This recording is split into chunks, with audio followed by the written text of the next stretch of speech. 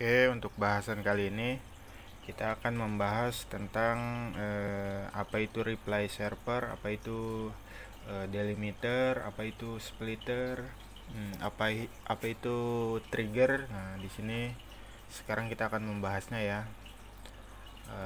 Sekarang kita buka setup stroke token aja ya, yang paling banyak digunakan.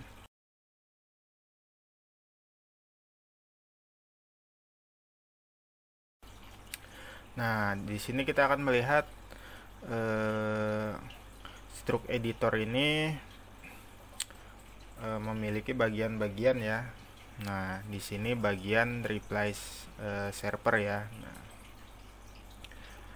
Nah, reply server itu apa sih? Nah, reply server itu adalah balasan dari server dari hasil transaksi kita ya. Nah, tiap multi chip itu settingan reply servernya beda-beda, kombinasi kata-katanya juga beda-beda. Nah, stroke editor ini berfungsi untuk mendesain sebuah stroke utuh dari balasan server tersebut ya. Nah, misal contoh kita transaksi token, maka balasan PLN-nya itu akan seperti ini ya. Nah, saat kita transaksi pertama, balasan yang pertama itu adalah seperti ini, bahwa transaksi akan diproses. Nah, setelahnya barulah transaksi tersebut berhasil dan membalas dengan string yang seperti ini ya. Nah, yang harus dimasukkan ke stroke editor adalah balasan yang sudah berhasil ini ya. Nah, ini kita copy saja. Kita paste di sini. Nah, hal yang perlu kita ketahui adalah dari reply server ini tidak semuanya adalah informasi yang kita perlukan untuk mengisi stroke kita ya. Nah, apabila kita perhatikan di sini, maka yang kita perlukan hanyalah nomor meter, tentu saja nomor token dan nama, daya, KWH dan lain-lain ya. Nah, apabila kita lihat di sini, maka kita akan mengekstraksi bagian ini aja ya, mengekstraksi bagian detail si nomor meter tersebut ya. Nah, sedangkan bagian lainnya, bagian ini dan bagian ini cenderung tidak kita perlukan ya. Nah, sekarang bagaimana cara memisahkan informasi tersebut dari informasi lainnya yang tidak akan kita pakai. Nah, informasi tersebut kita pisahkan dari informasi lain adalah dengan cara diekstrak ya, di split, dipisah atau dipecah menjadi beberapa bagian. Bagaimana cara memecah reply server ini menjadi beberapa bagian? Nah, itulah fungsi dari ekstraktor awal ini ya. Sekarang kita untuk memisahkannya kita harus menentukan splitter. Apa itu splitter? Splitter adalah karakter ataupun suku kata yang akan kita gunakan untuk memecah si reply server tersebut ya. Nah, saya contohkan begini. Ini adalah informasi yang ingin kita ambil. Maka kita akan menggunakan PLN 20 ini menjadi splitternya ya, pemisah bagian dengan bagian ini ya. Nah, dan bagian ini akan kita gunakan splitternya kata ini ya, sisa. Nah, caranya adalah dengan menempatkan splitter-splitter tersebut pada kolom ekstraktor awal ini ya. Nah, seperti yang sudah kita tentukan, di sini kita akan memasukkan splitter ya. Pertama kita masukkan kata PLN 20 ya. Di sini saya akan menggunakan PLN 20 yang ini saja ya, bukan yang ini. PLN 20. Titik koma, lalu dimasukkan splitter kedua kata sisa ya.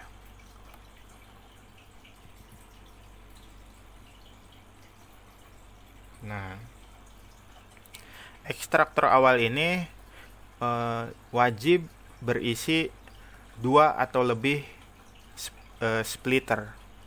Dia tidak boleh hanya 1 splitter, dia harus minimal 2. Dan tidak boleh diakhiri dengan titik koma ya. Itu tidak boleh. Dia harus berakhiran splitter. Nah, setelah itu, hal yang perlu diketahui adalah kita membuat struk ini bukan hanya untuk PLN 20. Kita membuat struk ini adalah untuk keseluruhan nominal.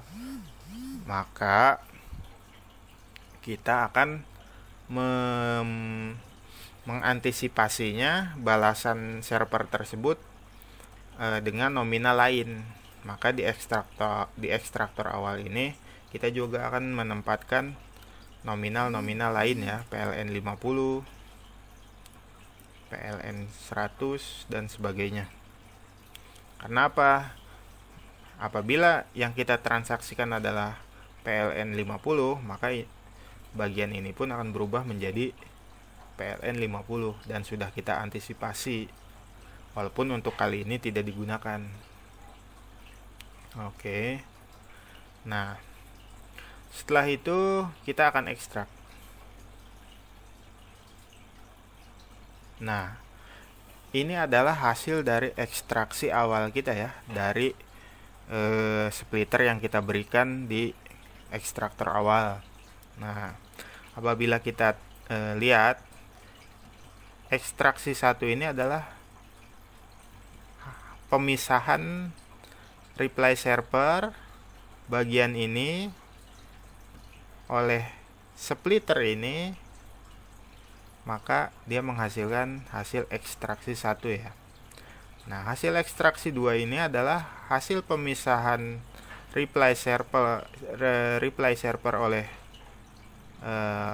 suku kata ini dan suku kata sisa.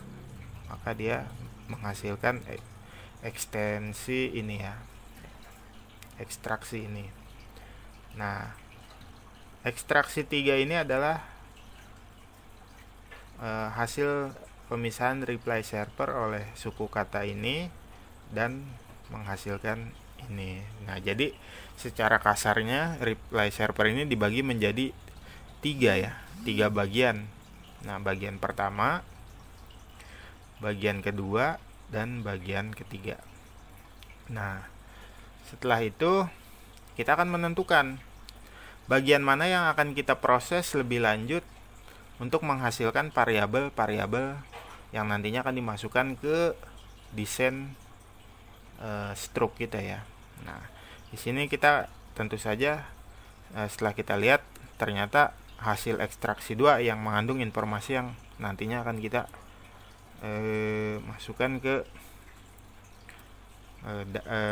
masukkan ke langkah selanjutnya ya. Setelah diketik ext2 kita tetapkan. Nah, maka sekarang kita akan berfokus pada hasil ekstraksi ext2 tersebut ya. Nah, ekstraksi 2 ini kita akan berfokus pada detail. Nah, kita bukan lagi memisahkan reply server dari informasi mana yang penting dan mana yang tidak penting. Namun, semua informasi hasil ekstraksi awal itu akan kita anggap menjadi semua informasi yang penting. Nah, dari hasil ekstraksi awal ini kita akan pecah-pecah lagi menjadi variabel-variabel. Nah, variabel ini dihasilkan caranya hampir sama seperti kita mengekstraksi awal tersebut. Nah, jadi caranya sama saja. Di sini kita akan menentukan splitter-splitter yang akan kita tentukan untuk membagi ext2 ini menjadi variabel-variabel ya. Nah, di sini sudah saya tentukan. Di antaranya adalah PLN 20 dan kata berhasil. Tujuannya adalah kita untuk memperoleh nomor meter. Nah, selanjutnya nomor token kita akan ambil dengan cara memasukkan splitter token dan garis miring ini. Nah, garis miring ini ternyata juga dia akan memisahkan nama, golongan, daya, dan KWH. Nah, seperti biasa, apabila kita memasukkan splitter berbasis string yang bisa berubah saat transaksi, maka kita akan memasukkannya secara lengkap seperti ini ya. Jadi bukan hanya PLN 20, kita juga akan memasukkan PLN 50, PLN 100, dan seterusnya. Di sini kita masukkan garis miring sudah, berhasil sudah, token. Nah, kita lihat hasil ekstraksinya ya.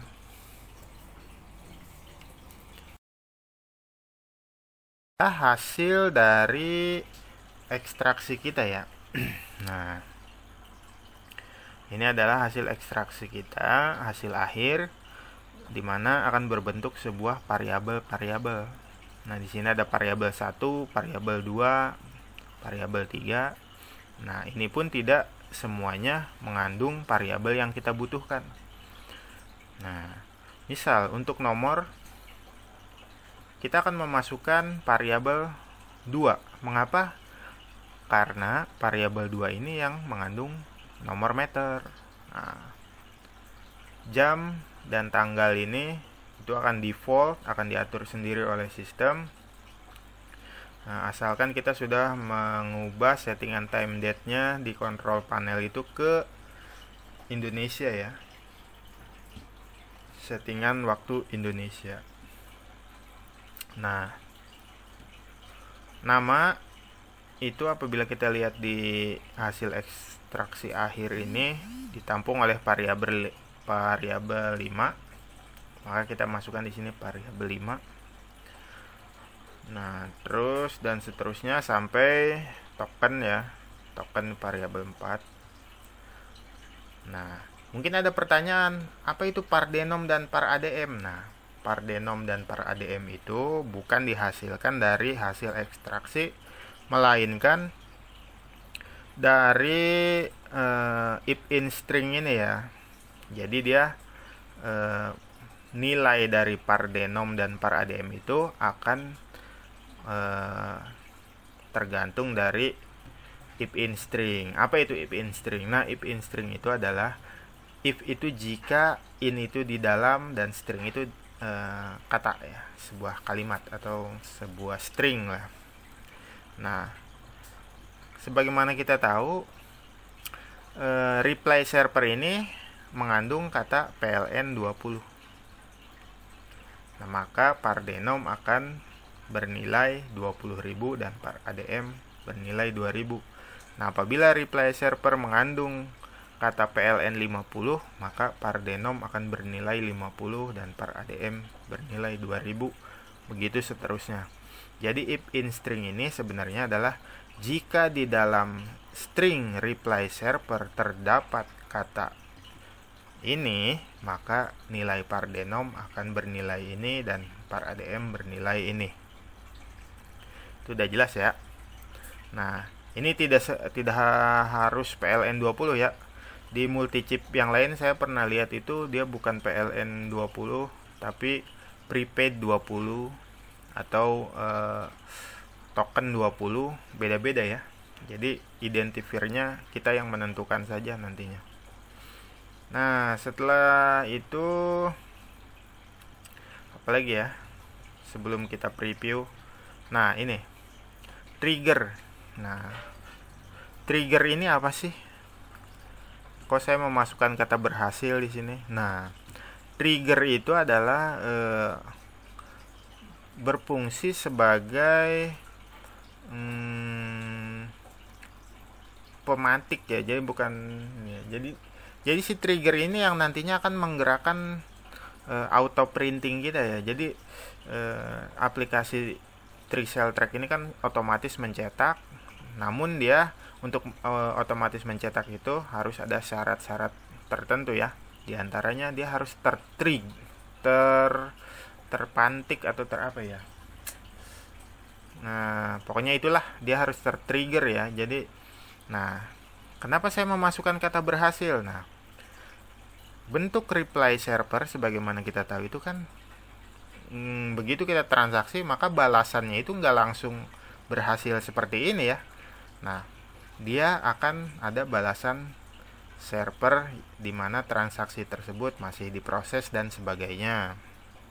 Nah, jadi si auto printing ini akan bergerak bukan berdasarkan dari reply server multi chip saja ya.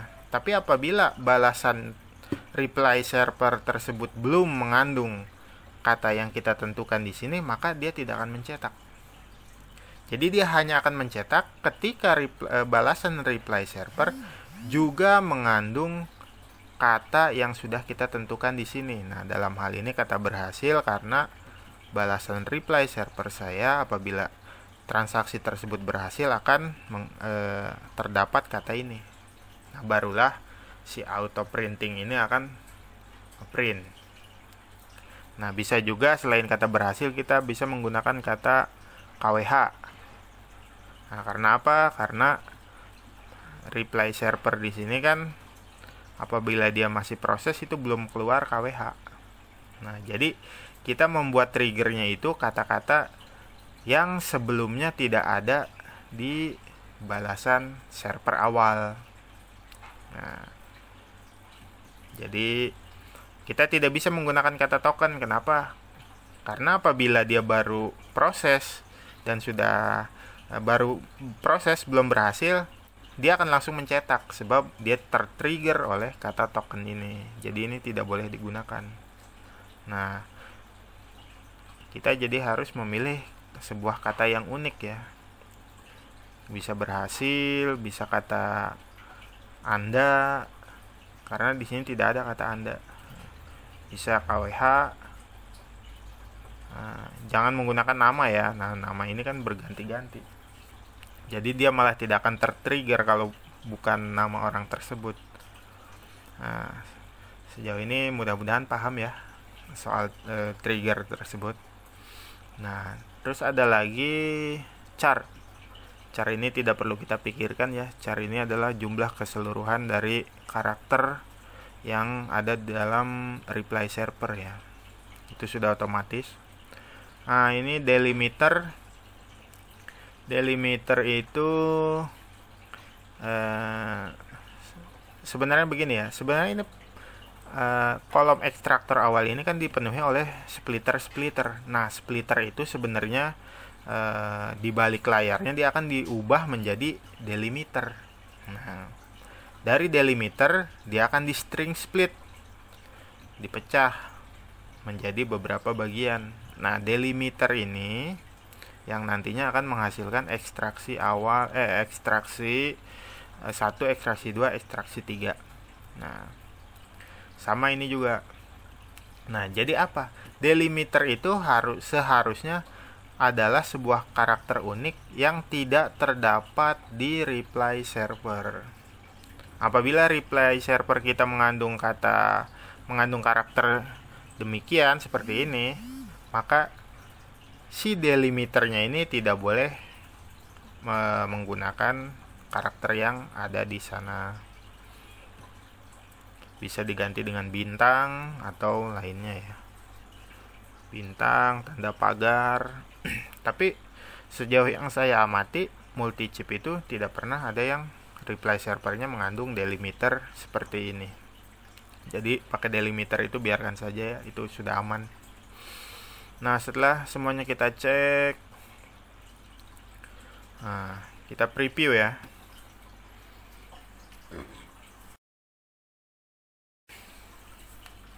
Nah, inilah preview token kita nantinya ya. Akan seperti ini. Nomor, jam, tanggal, nama, daya, dan seterusnya. Nah, ini yang belum kita bahas. Uh, ini adalah header dan ini adalah footer ya. Nah, itu di mana men-setupnya? Nah, men-setupnya itu di sini. Klik saja headernya. Nah, di sini kan ada struct token PLN prepaid. Terus, nah ini bisa kita ubah ya sesuai keinginan kita ya. Bisa kita ganti menjadi prabayar. Nah, seperti ini. Langsung aja kita save. Nah, begitu juga untuk footer. Nah, footer ini sama ya. Nah, ini kita bisa ganti-ganti, nama counternya bisa kita ganti juga. Identitas counter, alamat counter, nomor yang bisa dihubungi juga bisa kita ganti. Tagline-nya juga bisa kita ganti. Nah, jadi terserah kita saja ya. Asalkan dia tidak terlalu panjang sampai keluar ke sini ya, sebab ini kan disetting untuk printer thermal 58 mm kalau nggak salah. Jadi dia hanya sebatas ini saja. Kita jangan mengeditnya terlalu jauh seperti ini. Nantinya di struknya sendiri malah tampilannya jadi jelek. Itu ya. Kita save. Nah, setelah hasilnya bagus, barulah kita build. Nah, begitu kita build, maka kerangka struk token kita akan berubah atau sudah jadi ya. Jadi nantinya tampilan struk token kita akan terus menerus seperti itu. Nah, kecuali si multi chip itu ada perubahan reply server ya. Dan saya memakai multi chip yang emang lumayan sering gonta-ganti string ya. Ya, jadi kalau misalnya ada perubahan dari multi chip, ya apa boleh buat, kita juga mesti mengedit lagi settingan kita ya. Nah, sementara itu untuk lain kali saya akan menjelaskan tentang apa ya. Boleh bertanya di kolom komentar dan boleh mengajukan ide apa saja yang mesti dibahas selanjutnya, apa saja yang belum dimengerti. Nanti saya sempatkan waktu untuk membuat video untuk membahas diskusi kita selanjutnya apa yang belum dipahami. Demikian, terima kasih.